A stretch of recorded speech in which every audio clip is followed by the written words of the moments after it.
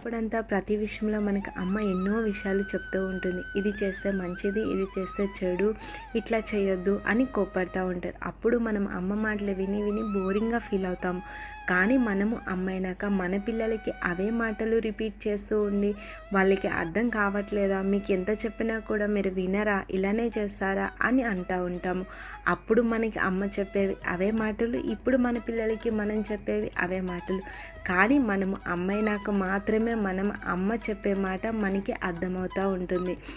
అప్పుడు అమ్మకి కూతురుము, ఇప్పుడు కూతురికి అమ్మము, అంతే. అంతకు మించి ఏమీ మారలేదు, చిన్న పదమే మారింది. అప్పుడు మన అమ్మ చూపించేది ప్రేమే, ఇప్పుడు మన పిల్లల మీద మనం చూపించేది ప్రేమే. ఏదీ మారలేదు. మన అమ్మ మాట విని అందులో మంచిని వెతుక్కొని ముందుకు సాగితే మన జీవితం ఒక బంగారు బాటలా ఉంటుంది. మీరేమంటారు? కింద కామెంట్ చేయండి.